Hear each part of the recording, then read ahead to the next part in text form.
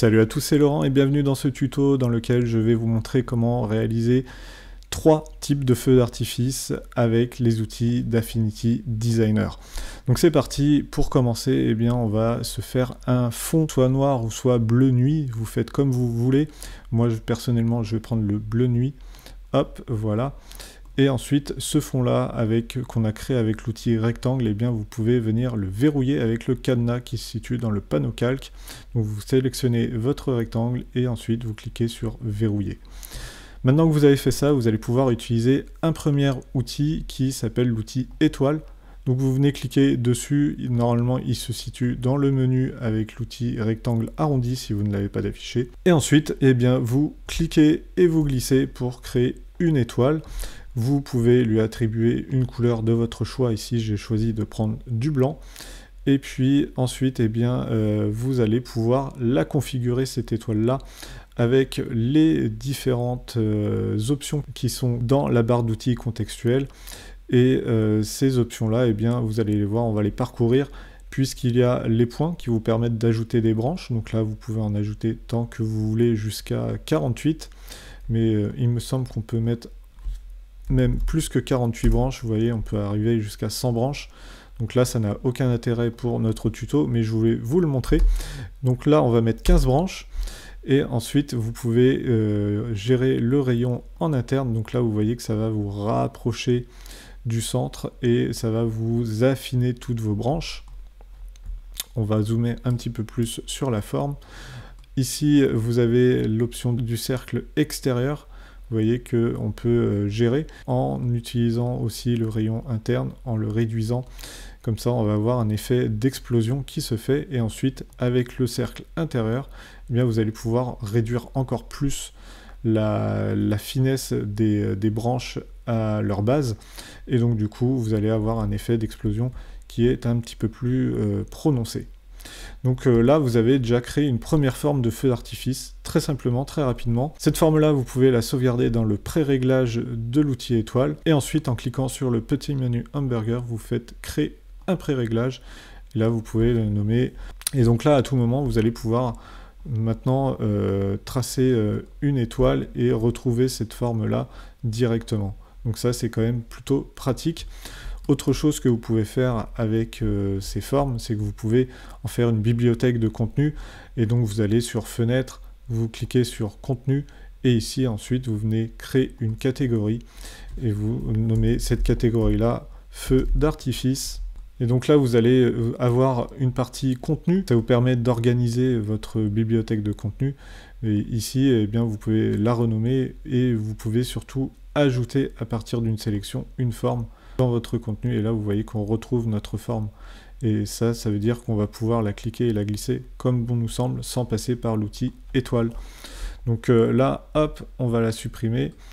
Je supprime cette forme là de ma bibliothèque de contenu, puisque ce que je souhaite ajouter ici, c'est un effet de calque pour donner un petit peu plus de lumière à l'explosion et au feu d'artifice. Et donc pour cela, eh bien, je vais utiliser les effets de calque qui se situent juste ici, avec la petite icône FX dans le menu calque. Donc vous sélectionnez votre forme d'étoile, vous venez cliquer ensuite sur l'UR externe, et là vous voyez que vous pouvez configurer la couleur, donc vous restez en blanc. Vous augmentez le rayon, et donc là on a beaucoup plus de lumière qui se met à l'extérieur, et vous pouvez augmenter ou descendre l'intensité de cette lumière là. Et voilà, ensuite vous avez créé votre première forme de feu d'artifice très facilement. Vous faites fermer, et puis vous venez ajouter cette forme là à votre bibliothèque de contenu. Vous faites ajouter à partir de la sélection. La deuxième méthode que je vais utiliser pour créer un feu d'artifice, c'est d'utiliser l'outil d'étoile, de double étoile. Et avec cet outil-là, eh bien, vous allez voir qu'on a différents réglages de branches qu'on peut utiliser. Donc on a des branches intermédiaires ici qu'on peut régler. Donc vous pouvez le faire comme avec une étoile, hein. Vous pouvez rajouter des branches comme ceci. Et puis avec le rayon interne, eh bien, même méthode, vous pouvez le réduire, hop, comme ceci. Vous pouvez réduire le rayon de points. Donc là, ça va réduire la longueur de vos branches intermédiaires. Et puis ensuite, eh bien, vous venez lui mettre une couleur orange, par exemple. et vous venez dupliquer cette forme en faisant CTRL-J. Maintenant que vous avez dupliqué cette forme, vous allez pouvoir lui mettre une autre couleur. Là, ça peut être un orange un petit peu plus clair ou un jaune. Voilà, comme cela. Et vous allez pouvoir faire une rotation, hop, à 15 degrés en maintenant Shift. Ces deux formes, vous allez les sélectionner via le panneau calque et ensuite vous faites CTRL-G. Et maintenant, vous allez pouvoir dupliquer donc l'effet que vous avez appliqué. Donc ça, dupliquer un effet, ça peut se faire très facilement sur Affinity V2. Sur Affinity V1, ça ne se fait pas, ça n'existe pas. Donc c'est une exclusivité Affinity 2 de pouvoir prendre l'effet FX juste ici sur un calque et de pouvoir le mettre directement ensuite sur un autre calque ou sur un groupe. Et donc là, ça vous permet de garder les paramètres de lueur, mais vous pouvez aussi venir les changer et en ajouter. Donc du coup ici vous voyez qu'on a une intensité qui est un petit peu plus faible mais un grand rayon, donc là on va pouvoir changer le rayon si on souhaite, puis mettre un petit peu plus d'intensité. On va changer la couleur, on va se mettre pourquoi pas en orange foncé ou en orange un petit peu plus clair, c'est quand même beaucoup plus sympa. On va mettre un petit peu plus d'intensité comme ceci. Donc là, il y a beaucoup plus de lumière, donc c'est beaucoup plus sympa. On se rapproche vraiment d'une vraie explosion de feux d'artifice. Et puis, vous pouvez mettre une lueur interne. Ce qui est intéressant avec la lueur interne, c'est que vous allez pouvoir mettre du blanc, par exemple, et avec le rayon, eh bien, vous allez voir que, hop là, ça va bien illuminer le milieu de vos formes. Vous pouvez mettre un petit peu plus d'intensité, mais pas trop non plus, parce que sinon, ça va vite fait manger sur les couleurs que vous avez mis précédemment. Donc, voilà, là c'est un savant dosage à faire entre les deux. Donc là vous voyez qu'on peut avoir un résultat qui est plutôt correct. Donc là c'est pas mal, on a une super explosion et on va pouvoir venir utiliser les grilles déformantes pour lui donner un effet d'explosion dans le ciel, un effet qui retombe grâce à la grille déformante arc horizontal. Et là vous voyez que directement eh bien, on a quelque chose qui se rapproche un petit peu plus d'un feu d'artifice. L'avantage d'utiliser cette méthode, c'est que la méthode est non destructive et que en fait ensuite si vous souhaitez que cette forme soit définitive, eh bien vous venez cliquer sur convertir en courbe. Là aussi, bien sûr, vous pouvez sauvegarder cette forme dans votre bibliothèque de contenu. Vous cliquez sur le petit hamburger et ensuite vous faites ajouter à partir de la sélection. Et là, vous voyez que vous avez un groupe de déformation et vous allez pouvoir le glisser comme bon vous semble sur votre mise en page. La troisième méthode que je vais vous présenter pour créer un feu d'artifice consiste à utiliser l'outil crayon. Et avec l'outil crayon, vous allez directement dans la barre contextuelle pour activer le stabilisateur. Et ensuite, vous venez configurer donc votre trait. Vous allez vous mettre en 8 mm si vous travaillez en millimètres, histoire d'avoir un trait assez épais. Et ensuite, vous allez dans pression et vous venez cliquer une première fois sur le point à gauche, puis une deuxième fois. Et ensuite, vous maintenez votre clic sur le point gauche et vous descendez votre point jusqu'en bas. Et puis, vous pouvez enregistrer le profil. Et puis ensuite, on va pouvoir tracer. Et là, vous voyez qu'on fait décoller le feu d'artifice en traçant comme ceci directement des traits. Donc, c'est plutôt cool à faire. Hop. Et vous voyez qu'avec le stabilisateur, ça vous permet de créer des courbes qui sont vraiment très très belles. Si vous voyez que vous avez une courbe que vous avez mal dessinée et qu'elle ne vous plaît pas, eh bien vous pouvez toujours prendre l'outil nœud en appuyant sur la touche raccourci A et ensuite vous venez déplacer vos nœuds et vous pouvez même venir en supprimer et retravailler votre vecteur histoire d'avoir une forme qui rentre dans vos critères d'exigence. Donc maintenant que vous avez fait ça, eh bien vous allez pouvoir sélectionner en maintenant Shift vos 4 courbes et puis vous faites CTRL-G pour les grouper et CTRL-J pour les dupliquer et ensuite vous venez dans la barre d'outils supérieure, vous faites un retournement horizontal et là, hop, vous venez vous placer à peu près à cet endroit-là et puis vous pouvez grouper ces deux groupes ensemble et venir là aussi prendre l'effet et l'appliquer au groupe pour pouvoir ensuite mettre un petit peu plus d'effet à l'extérieur. Donc là, un effet de lueur rouge que vous allez pouvoir augmenter en intensité, voilà, et un petit effet de lueur interne, cette fois-ci qu'on va mettre en blanc, et et que vous allez augmenter en rayon et en intensité, histoire qu'on le voie là, comme ceci, voilà, histoire qu'il soit assez visible, hop, voilà.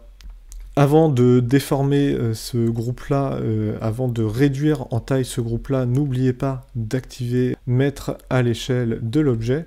Comme ça, vous allez pouvoir maintenant, hop, venir changer la taille donc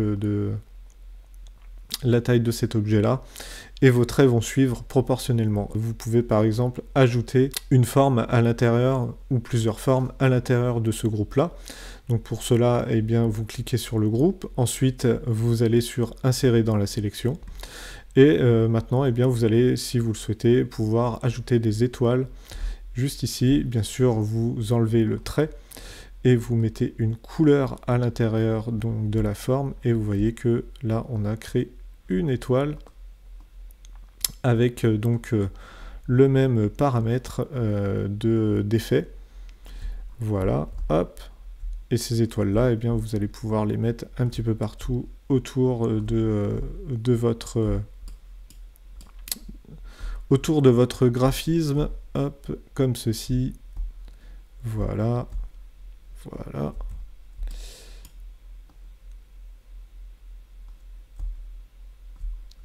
Voilà, et puis vous pouvez aussi en rajouter d'autres, hein, si vous le souhaitez. Vous pouvez reprendre l'outil étoile, vous cliquez sur le groupe, vous mettez bien à l'intérieur, et puis vous pouvez rajouter une autre étoile, par exemple ici en 4 branches, et puis hop, les mettre un petit peu plus comme ça, et là vous allez pouvoir en mettre un petit peu partout aussi, et ça va vous créer quand même quelque chose d'un petit peu plus sympa.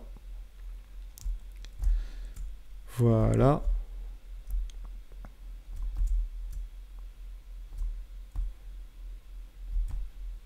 Et ça va vous créer quelque chose quand même d'un petit peu plus festif. Ce groupe, eh bien, vous pouvez l'enregistrer maintenant, hop, dans votre bibliothèque de contenu, et vous allez pouvoir vous créer une super composition. Donc là, on arrive quasiment à la fin de ce tuto, et pour la fin de ce tuto, j'avais envie de vous montrer une petite astuce qui paye pas de mine comme ça, mais qui va vous permettre de créer un ciel étoilé assez rapidement. Donc là aussi, on va utiliser l'outil crayon. Et cet outil crayon, on va lui attribuer non pas un fond, mais un trait blanc. Ensuite, vous allez aller dans le panneau trait, et puis vous allez cliquer sur ligne T, comme ceci. Vous allez pouvoir configurer la largeur de votre trait comme bon vous semble. Donc là, on est à 8 mm, mais on pourrait très bien se mettre à 5 mm. Et ensuite, vous allez configurer les tirets de la manière suivante. Donc vous allez mettre 0 dans la première case et 0 dans les dernières cases. Et la deuxième case, vous allez mettre 10. C'est ce qui va gérer l'écart entre les tirets. Et vous allez voir que en tirant un trait, on va aussi tracer des petits points. Vous voyez, ils apparaissent au fur et à mesure. Donc là, j'ai mis le stabilisateur, mais vous n'êtes pas obligé de mettre le stabilisateur pour faire ceci. Hop, donc j'enlève le stabilisateur. Et en fait, là, le but du jeu, c'est de venir gribouiller partout pour mettre des étoiles partout sur votre dessin. Donc là, vous voyez que ça vous fait tout un gribouillis, mais eh bien, vous allez pouvoir hop, changer la taille de vos étoiles comme ceci. Vous pouvez mettre ça en arrière-plan juste au-dessus donc de votre fond, et puis eh bien vous pouvez hop, désélectionner et voir le résultat que ça peut donner. Donc là on a quelque chose qui est plutôt pas mal, bien sûr, hein, vous pouvez l'ajuster si vous le souhaitez. Si vous souhaitez que ça soit un petit peu plus petit et moins visible, eh bien vous pouvez le faire comme ça, mais là on voit vraiment que le trait est tracé. Donc là vous pouvez toujours jouer sur l'écart entre les étoiles. Si vous mettez à 50, eh bien, il y en aura moins à apparaître, et ça fera déjà un petit peu moins rectiligne et un petit peu plus ciel étoilé. Vous êtes maintenant arrivé à la fin de ce tuto, je vous remercie de l'avoir visionné. Si celui-ci vous a plu et vous a été utile, eh bien laissez-moi un petit pouce levé en l'air et un petit commentaire, et partagez ce tuto sur les réseaux et aux personnes qui souhaitent se lancer sur Affinity Designer. Je vous souhaite un très bon apprentissage et je vous dis à plus tard. C'était Laurent, ciao.